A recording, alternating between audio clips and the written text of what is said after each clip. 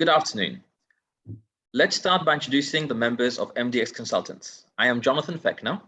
I'm Anderson Sukan. And I am Narendra Dwar. We will begin with an overview of the presentation. We will briefly touch upon the main problem, the solutions, and why our proposed solutions are sound. The table on the right lists the profits and losses of Maersk Group from 2010 to 2015. The figures highlighted in red identify Maersk Oil and Maersk Line as the two segments at the root of the problem. So what is the problem? A fall in profits from $5.2 billion in 2014 to $925 million in 2015. This leads to a result gap of just under $4.3 billion. Now, how are we going to close that gap? Our first solution, sell Maersk Oil. Our reasons for that is because it will allow Maersk Group to raise capital and recover from current losses, as well as enable investments in other projects. Our second solution is acquiring Hamburg Süd. Why? Because it will result in an increase in global market share, access to additional routes, and reduction in competitors. Moving on to our next slide. As consultants, there is a plethora of methods and tools we can use to diagnose a problem and reach viable solutions. Here is a list of 10 potential tools that we can use. Structured problem diagnosis, Ansoff matrix, BCG matrix, Porter's 5 forces, fishbone diagram, the 5 whys, and SWOT analysis, McKinsey 7S framework, Pareto analysis, and finally Porter's generic strategies. We will begin with structured problem diagnosis, which will be explained by my colleague, Ms. Sukan. The first tool to diagnose a problem that we are going to discuss is the structured problem diagnosis. This method of analysis provides an understanding of the current situation that the company is facing. It consists of 3 sequential steps, as you can see here. What is the problem? Where is the problem? And why does the problem exist?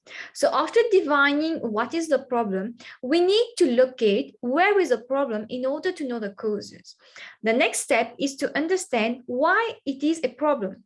This question forces you to think at the consequences and develop hypotheses in order to come up with solution. The result gap is the difference between the achieved result and the desired result. So the main objective will be to close this gap as much as possible. Moving on to the next tool, which is the Ansoff matrix. This is used to determine feasible strategies that a company may use in order to increase its competitive advantage and grow its market share. It categorizes strategies into 4 types based on 2 factors, that is market and product. So if the market is existing and there is existing products, it means product penetration strategy. If in the same market, but there is new products, so it means product development strategy, changing the environment of the market. If the market is new, and we have existing products, it leads to market development strategies. Whereas if both the market and the products are new, we are heading towards diversification. Now coming to the advantages of Ansoff matrix, it is a simple tool to use in order to conduct an analysis. It allows researchers to identify opportunities while considering risk factors in order to determine new directions. However, this matrix lacks in terms of accuracy when doing predictions. Also, it disregards the Porter's 5 forces, and it is not always pragmatic as a method. Moving on to the third tool, which is the BCG matrix. This is a technique for analyzing the potential of a business by reference to its growth rate and market share. Thus, it supports a company to distribute its available resources through efficient operations management. It identifies 4 market positions, as you can see here in the figure. The first one is a question mark. Company located in this unit normally needs significant investment to increase its market share. The second one is a star. The business segment in this position has high future potentials. The third one is the dark. Firm in this unit has low economic value and low ability to generate profit. Thus, eliminating it might be an option. The last one, which is the cash cow, The business lying in this position has the ability to generate financial resources which could be used to reinvest in ? Or stock. What is the benefit of using BCG matrix? It is simple to use in order to determine future actions, and also it focuses on cash flow and emphasizes investment opportunities. However, the link between profitability and market share may not always exist. And here, this tool is limited by 2 dimensions only. Thirdly, it fails to take into account environmental factors. Coming to the 4th tool, which is the Porter's 5 forces model. It is a framework used to analyze the company's external conditions, which can create opportunities. These models help to measure the attractiveness of an industry. It identifies 5 strengths, as you can see here, consisting of threat of substitute, threat of new entrants, bargaining power of buyer, bargaining power of supplier, and lastly, rivalry among existing competitors.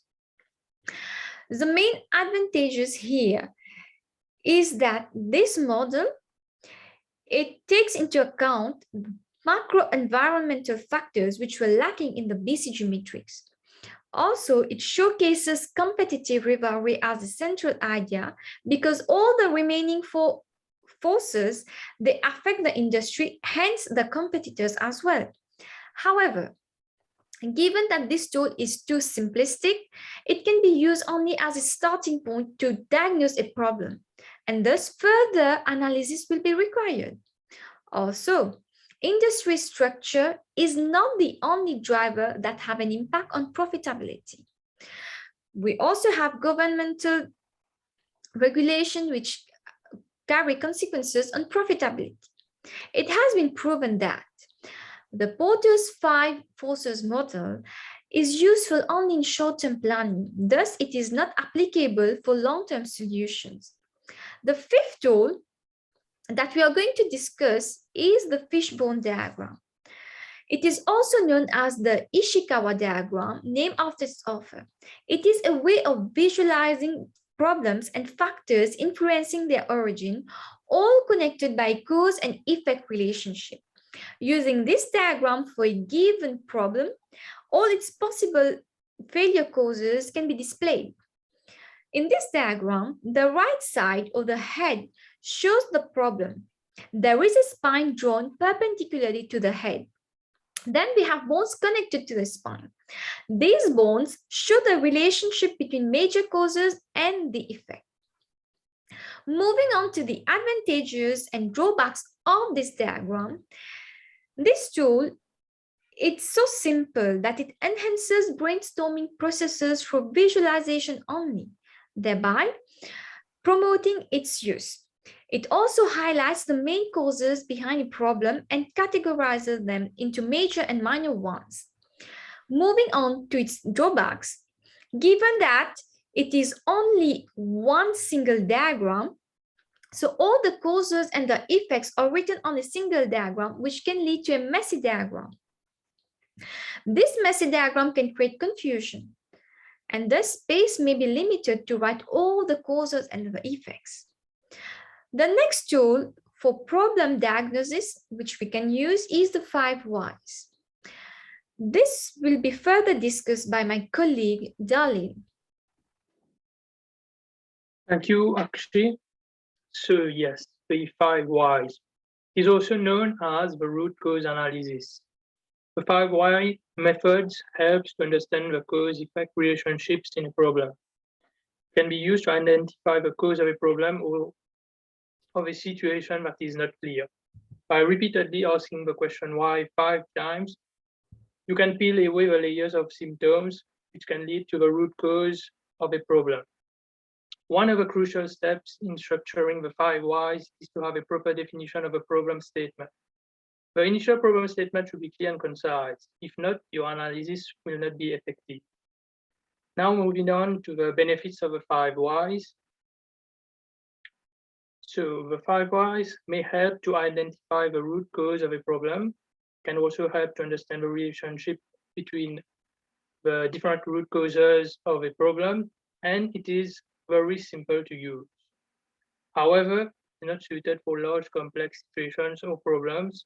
And if you do not ask the right questions, sometimes the people get stuck on one level and cannot go deeper into the model. So moving on now to the SWOT analysis, which is a tool that can help you analyze what your company does best at the moment and to devise a successful strategy for the future. SWOT can also uncover areas of a business that are holding you back, or your competitors could exploit if you don't protect yourself. A SWOT analysis examines both internal and external factors. Strengths and weaknesses focus on the internal aspects, and opportunities and threats focus on the external environment. So now, strength. Strength describe what an organization excels at and separates it from the competition. Weakness stop an organization from performing at its optimum level, and these areas is the area where the business needs to improve to remain competitive. Opportunities refers to favorable external factors that could give an organization a competitive advantage. And the last one, threat, it refers to the factors that have potential to harm the organization. Now, moving on to the advantages and disadvantages. So the SWOT analysis is not expensive to conduct. It is easy to analyze and interpret, and it is not time consuming. It also explores various opportunities.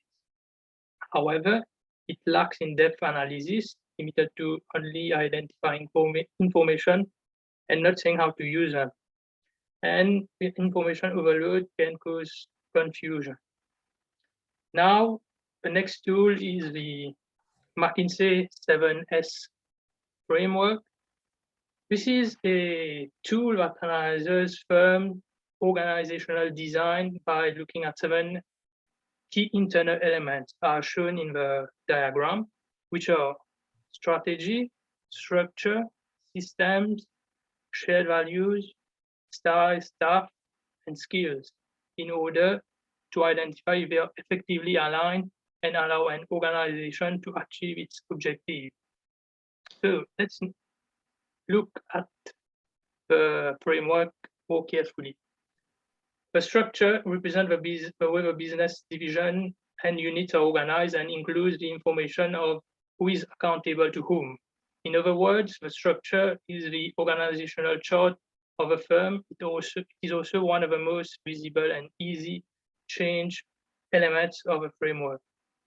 So moving on, the strategy is a plan developed by a firm to achieve sustained competitive advantage and successfully compete in a market. The system are the processes and procedures of the company which reveal daily business activities and how decisions are made. Skills or abilities that employees have and possess, such as the company, during organizational change, the question often arises of what skills the company will really need to reinforce its new strategy or structure. And the staff element is concerned with what type and how many employees an organization will need and how they will be recruited, trained, motivated, and rewarded.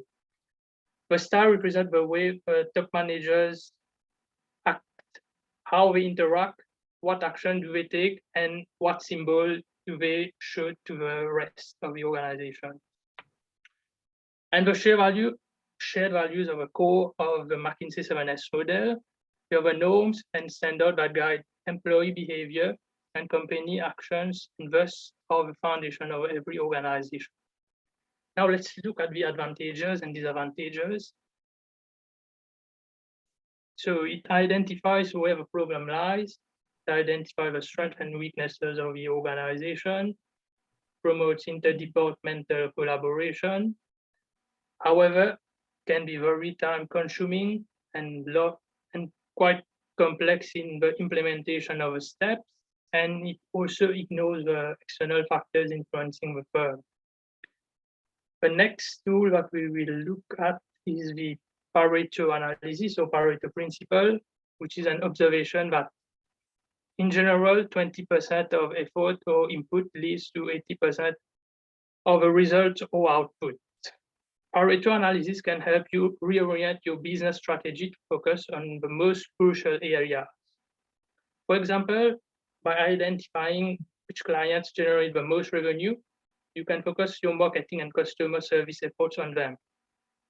Focusing most of your attention on the top 20% can maximize the efficiency of your business and protect your core revenue streams. Moving on to the advantages now of Pareto analysis, it prioritizes which project is more important. It can help to measure the frequency of a problem within a process, and the analysis can help to increase the productivity, can increase in terms of productivity and profits. However, can lack applicability and relevance in specific cases. It relies purely on past data, so limited use in future strategies, and it can be viewed sometimes as too generic with a 80-20% rule. The last tool is the Porter's generic strategies.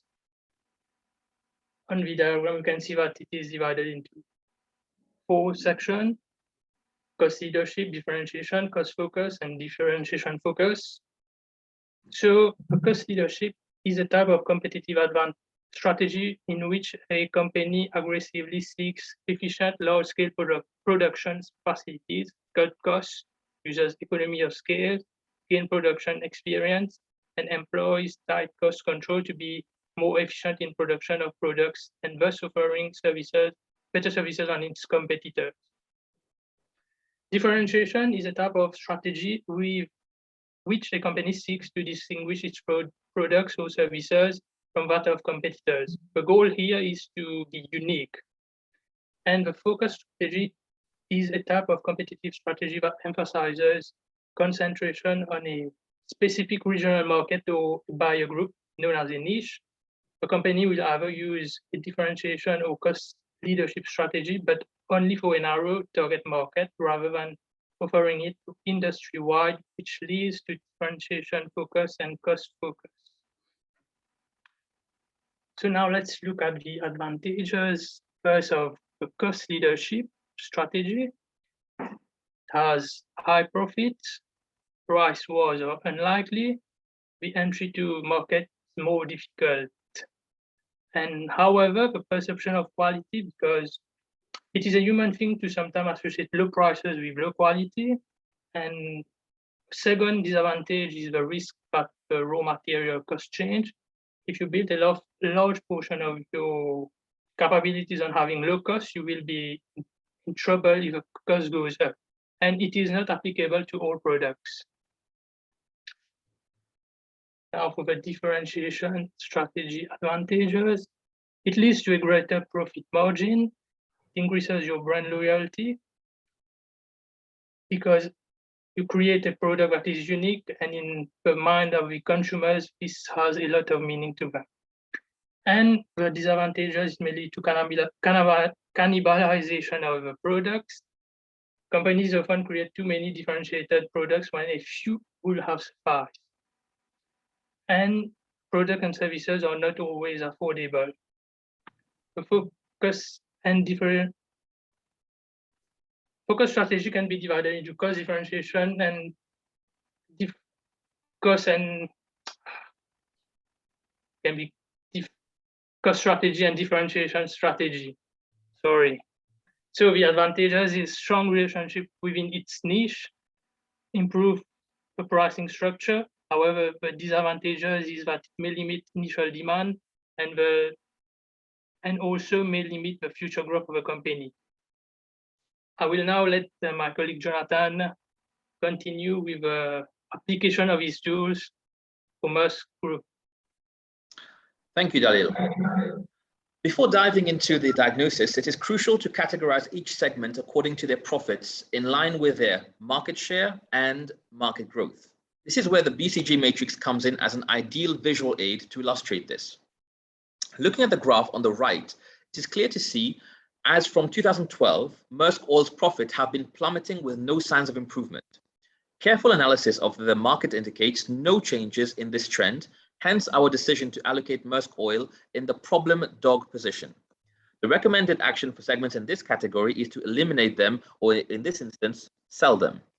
Maersk Line also shows a decline in profit, but at a slower pace, meaning there is still scope to plan and invest in order to recover. Maersk Drilling and APM terminals have shown steady performances with little fluctuations. This stability is what qualifies them to be in the cash cow position, as their revenue can be milked to be invested elsewhere in the group. As for Damco and Svitzer, their performance demands a closer investigation to see whether a solution can be reached. Moving on to our next tool now, Porter's 5 forces model. Let us begin with the threat of substitute. The level is moderate. Why? Because although there is a low switching cost to available substitutes like rail transport or road or even air transport, which options may provide faster service and wider geographical reach, they are still limited by sheer capacity compared to large ships, hence why it's moderate. As for bargaining power of buyer, the level is high, because customers will not hesitate to shift to alternative arrangements or competitors due to low demand and overcapacity. Hence, buyers will have more power to negotiate. The next one is the threat to new entrants, which is low. High fixed costs, such as the workforce or crew, as well as fleet maintenance costs, and high variable costs, so fuel costs, docking and towing costs, and logistical costs. You have to keep in mind that fuel costs amount for 70% of the cost normally incurred by shipping industries. So high variable costs here will have an impact on the bottom line. Next is rivalry among competitors, which is also high. This is clearly evident in the constant battle to build bigger and more efficient ships, as well as secure market positions through mergers. This desperate attempt to stay afloat signifies the intense rivalry that exists. Finally, we'll move to bargaining power of suppliers, which is also high, for the simple reason of scarcity or limited choices. Due to the Chinese and Japanese shipbuilders considering mergers, it will restrict the number of suppliers, hence increase dependency on the few. The next tool is the fishbone diagram. Having already examined the forces that exist in the industry, this tool allows us to take a closer analysis of the problem that is actually affecting Maersk Group as identified in the fish head. 6 root causes have been identified, with each having reasons of their own that contribute to the main problem. 1, fall in oil prices, due to the booming US oil production, which led to oversupply. A decrease in freight rates, mostly because of decrease in demand. Decline in oil drilling operations due to oil field owners temporarily suspending operations until the prices go up again. Overcapacity due to high and intense rivalry. Discontinued operations because of the core business themselves being affected. And finally, global trade slowing down due to a fall in demand and the general unfavorable market conditions. Now, some of these causes are beyond our control, but can be remedied, which is why we will have a closer look at that. We'll try and condense them in our next tool, which is the 5 whys. So the 5 whys appear quite straightforward, but they do provide the additional level of clarity and focus, which is required to identify the cause and effect relationships that exist in the problem, thereby allowing us to solve it. Starting with number one, which is the problem statement. Drastic drop in annual profit from 5.2 billion to 925 million. This has been thoroughly established by now. The core business units, Maersk Oil and Maersk Line, negatively affected. That's the second why. Why was the first one happen? Why did the first one happen? Because of this reason. The third why is because drop in global oil prices, but also high rivalry. Why did that happen? Because building of bigger ships. So all the competitors went into a race of building bigger ships to be more efficient, to be more competitive. And that finally led to the 5th why, which was overcapacity. We'll now move to our next tool, which we used, the structured problem diagnosis. This one brings it all together in a sequential and coherent manner, segregating into 3 categories. What is the problem? Where is the problem? And why does the problem exist? The what deals with what has been identified as a volume gap, resulting in a fall in profit from 5.2 billion in 2014 to 925 million in 2015. Also, a drop in demand due to unfavorable market conditions. The where, clearly as shown here, Maersk Oil and Maersk Line. Those are the two segments. The why is due to a drop in oil prices, oversupply of oil, intense rivalry, and a global trade slowing down. This led us to formulate several hypotheses, which is where we were tested through weighing the pros and cons, which is demonstrated in our next few slides. Having tested them, we finally reached definitive proposed solutions that will now be explained by my colleague, Akshi. So, after thorough analysis of Maersk Group and after using all these analytical tools to diagnose problems, we as consultants are coming forward with two proposed solutions in order to close the result gap as much as possible. So the first solution is to sell Maersk Oil to Total Energies, and the second one is to acquire Hamburg Süd. So moving on to solution one, I'm sure most of you are thinking or having the question, so why have we come up with selling Maersk Oil? As you can see here in this diagram, in the year 2009, there was a sudden drop in the oil prices. However, this has rose up in the following years. But in the year 2014, you can see that the price of oil has dropped continuously with no rise. Therefore, it is important for us to find alternatives in order to generate revenues.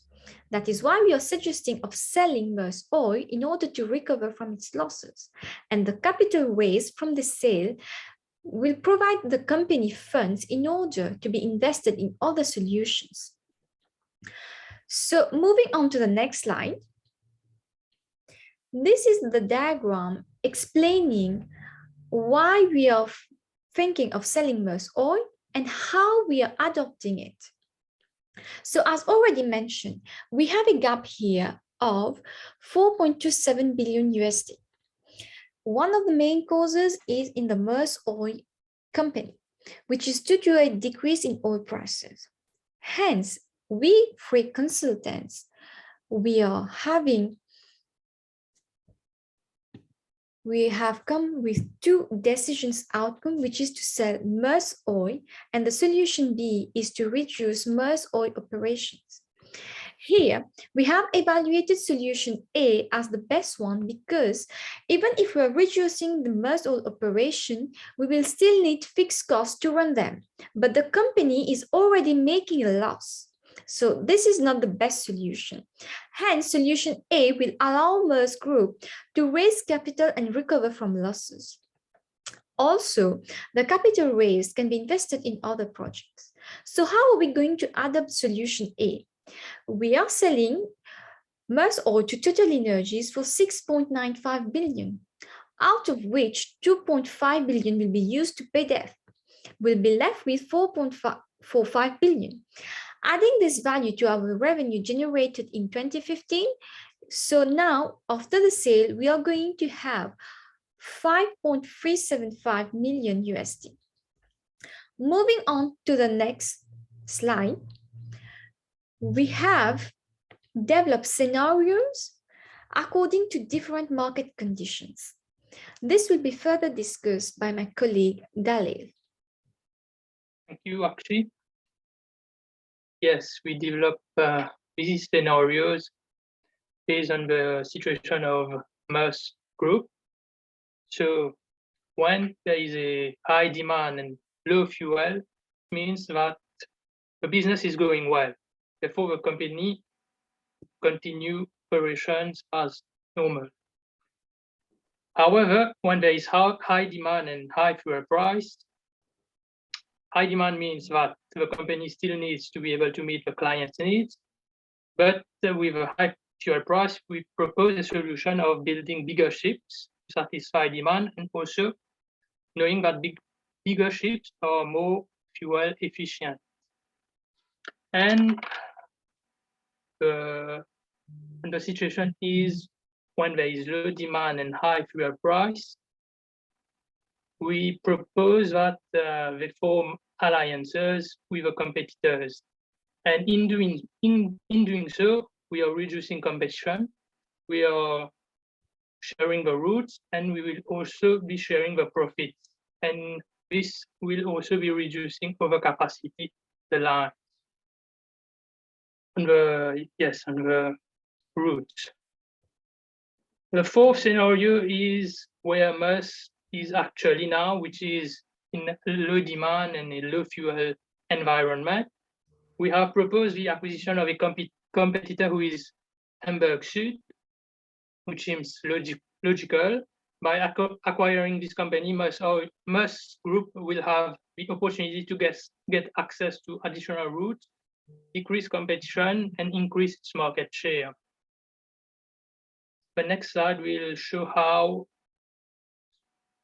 an overview of Hamburg Süd. So Hamburg Süd, as the name suggests, it is a German container line situated in Hamburg. It is owned by the Octa Group, ranked as the 7th largest container line in 2016. It is also well established as a leader in north-south trades.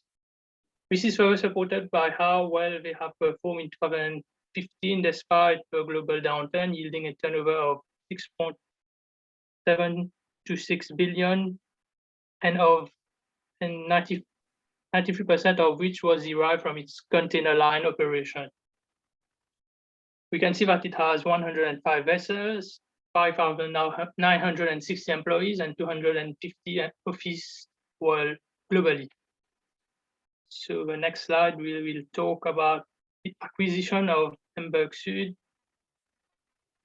So as we have said previously, we have a result gap of 4.27 billion. These are the causes of overcapacity in MERS line resulting in this gap. So why? There was intense rivalry, low demand, low freight rates. So therefore, we have come up with 3 solutions, which are solution C, acquire Hamburg Süd, solution B, cold idling 35% of the fleet, solution E, a decrease in freight rate to stimulate demand. And we evaluated the 3 solutions and came up that solution C is the best one. So why is it the best one? First, it reduces competition and rivalry. It allows access to additional key maritime routes and regions and ports, and it also increases the market share. This in turn made us formulate solution C1 by having access to additional key maritime routes and ports, and with an increase in the market share, we are estimating that it will generate a revenue of 1.4 billion annually. And why not use solution D? This is because coal idling is a short-term remedy and does not generate additional capital, and solution E will provide lower profits, and this may cause a price war. And therefore, we are suggesting that MERS Group should adopt solution C. How? Using the capital from solution A, which is the selling of MERS oil, to buy Hamburg Süd for 3.7 billion approximately. And we also, by raising capital with a reduction of capacity by selling 30% of the old ships and for also giving them for scrapping. And this will generate a profit of $590 million as our solution C2. So now I will let Jonathan, my colleague, continue with the Harvey Bowles diagram. Thank you.